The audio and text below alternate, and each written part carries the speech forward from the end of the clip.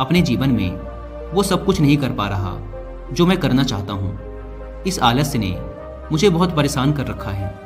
इसकी वजह से मैं अपने जीवन में उन्नति नहीं कर पा रहा हूँ। कृपया आप मुझे इस आलस्य से छुटकारा पाने का कोई तरीका बताएं। यह सुन गौतम बुद्ध मुस्कुराते हैं और उस आलसी व्यक्ति से कहते हैं, तुम्हें कैसे पता कि तुम्हारे अंदर आलस्य है? उस आलसी व्यक्ति ने कहा, बुद्ध, केवल मैं ही नहीं बल्कि मेरा पूरा परिवार भी यही कहता है कि मैं एक आलसी व्यक्ति हूँ। बुद्ध ने कहा, क्या तुम मुझे इसका प्रमाण दे सकते हो कि तुम एक आलसी व्यक्ति हो? उस आलसी व्यक्ति ने कहा, जी बुद्ध, मैं दे सकता हूँ। बुद्ध ने कहा, फिर प्रमाण दो। उस आलसी व्यक्ति ने कहा, बुद्ध, मैं ये तो जानता हूँ कि सुबह उठना मेरे स्वास्थ्य और मेरे मन दोनों के लिए ही लाभकारी है, लेकिन मेरा आलस्य मुझे सुबह जल्दी उठने ही नहीं देता। बुद्ध ने कहा, अच्छा, परंतु क्या तुम्हें पता है कि आलस्य होता क्या है? उस आलसी व्यक्ति ने कहा, बुद्ध, मुझे ये तो नहीं मालूम कि आलस्य होता क्या है, लेकिन ये जो कुछ भी है बहुत बुरा है। बुद्ध ने कहा, आलस्य एक मानसिक अवस्था है, एक भाव है, एक विचार है जिसे जाने अनजाने में हम इंसान खुद ही अपने अंदर पैदा करते हैं। आलसी व्यक्ति ने कहा, परंतु वो कैसे बुद्ध? बुद्ध ने कहा, पहले तो तुम ये समझो कि हमारे भीतर आलस्य दो कारणों से पैदा होता है। पहला कारण है शारीरिक और दूसरा कारण है मानसिक। शारीरिक आलस्य का पहला कारण है भोजन।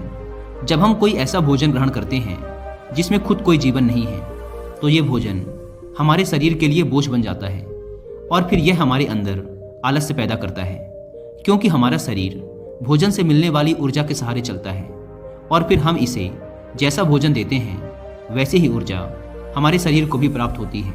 इसलिए अगर तुम आलस्य से बचना चाहते हो तो आसानी से पचने वाले और सीधे प्राकृतिक से प्राप्त होने वाले भोज्य पदार्थों को अपने भोजन में शामिल कर दो। शरीर के स्तर पर आलस्य का दूसरा कारण है गलत तरीके से चलना, गलत तरीके से बैठना और गलत तरीके से लेटना। गौतम बुद्ध ने आश्रम के भिक्षुओं की तरफ इशारा करते हुए उस आलसी व्यक्ति से कहा, अगर तुम ध्यान से देखो तो तुम्हें आश्रम के इन भिक्षुओं के चलने, बैठने और लेटने की अवस्थाओं में एक विशेष प्रकार का संतुलन नजर आएगा। जब ये चलते हैं तो इनके पैरों के बीच एक तालमेल होता है। जब ये बैठते हैं तो इनकी रीढ़ की हड्डी एकदम सीधी होती है और गर्दन थोड़ी सी ऊपर होती है, और जब ये लेटते हैं तो इनका शरीर एकदम शिथिल होता है। इनके शरीर के किसी भी अंग पर कोई तनाव नहीं होता, जिसके कारण ये एक गहरी और आरामदायक नींद ले पाते हैं। उस आलसी व्यक्ति ने पूछा, बुद्ध, क्या पर्याप्त नींद लेना भी उतना ही जरूरी है? बुद्ध ने कहा, ना कम ना ज़्यादा, हमेशा ही पर्याप्त मात्रा में सोना लाभकारी होता है।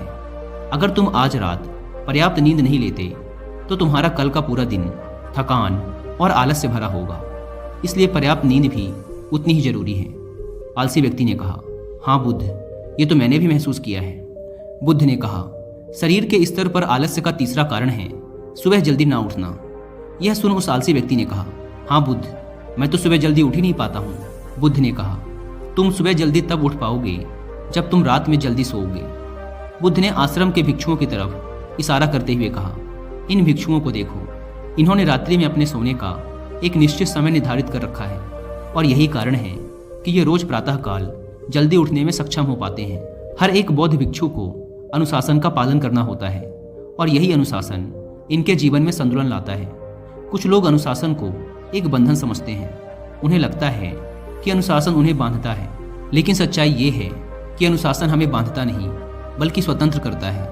इसलिए अगर तुम शारीरिक स्तर पर आलस्य से छुटकारा पाना चाहते हो तो खुद को अनुशासन में ढालो, एक निश्चित दिनचर्या का पालन करो। उस आलसी व्यक्ति ने कहा, लेकिन बुद्ध, शुरुआत कहाँ से करें? सही तरह का भोजन करने से, सही तरह से बैठने, लेटने और चलने से, या फिर सुबह जल्दी उठने से? बुद्ध ने कहा, शुरुआत अभी से करो। जो भी तुम इस समय कर रहे हो उसे पूरे ध्यान से करो। पहले तुम मन के स्तर पर आलस्य को समझो।